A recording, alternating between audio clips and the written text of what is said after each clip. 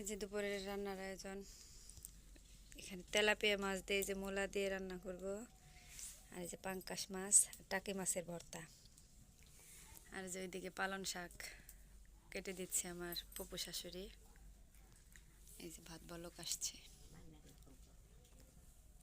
এই যে মাটির চুলায় রান্না করতেছি। এই যে চুলার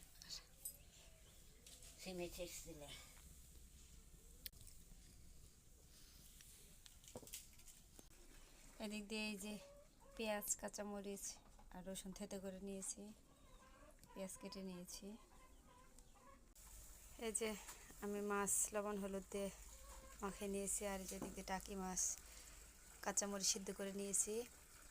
এগুলা কাটা বেছে তারপরে ভর্তা বানিয়ে এখানে তেলে দিব, কড়াই গরম করতে দিছি। এখানে পাঙ্কাশ মাছ ভাজবো আমার ছেলের জন্য আর আমার শ্বশুরের জন্য, আর তেলাপিয়া মাছ দিয়ে মূলা দিয়ে রানবো। এই যে তেল গরম হয়ে গেছে, এই যে মাছ দিয়ে দেওয়া হয়ে গেছে। মাছ ভাজি হতে থাক, আর এদিক দিয়ে আমি যে মাছের কাটা বেছে নিই। এভাবে সবগুলা মাছের কাটা আমি বেছে নেব। এভাবে সবগুলো আমি বেছে নেব।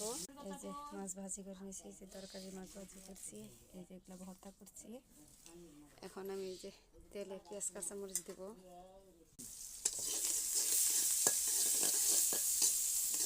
এই যে পেঁয়াজ ভাজার পরে এইগুলা দিব। আমাদের এদিকে এরকম করে টাকি মাছের ভর্তা খাওয়া হয়।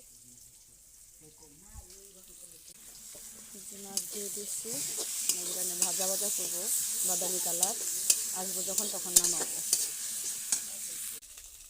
এই যে আমার ভর্তা কমপ্লিট, এখন আমি নামিয়ে নিব। এই যে টাকি মাছের ভর্তা হয়ে গেছে। এখন এই যে মাছ দিয়ে মূলা রান্না করবো। পেঁয়াজ কাঁচামরিচ দিয়ে দিলাম।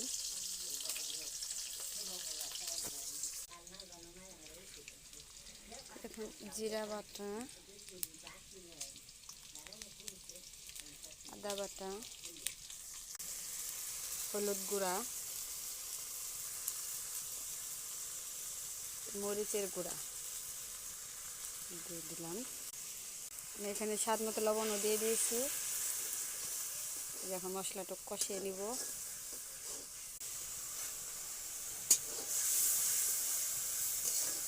মশলা কষানো হয়ে গেছে, আমি এখানে দিয়ে দিচ্ছি এই যে মূলা।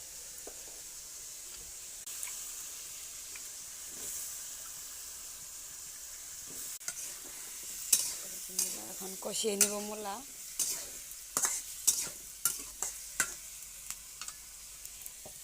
এখন ঢেকে দিব, সাথে থাকুন আপনার। পলক এসে বসছে ভালোভাবে। এখন আমি মাছগুলা দিয়ে দেব।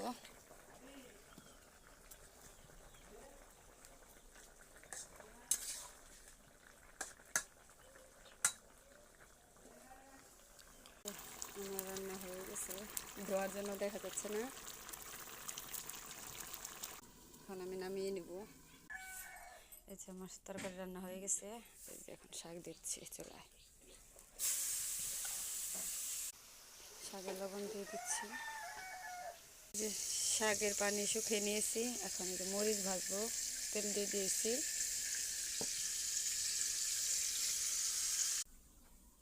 এই যে শাক রান্না কমপ্লিট, গরম গরম ভাত রান্না।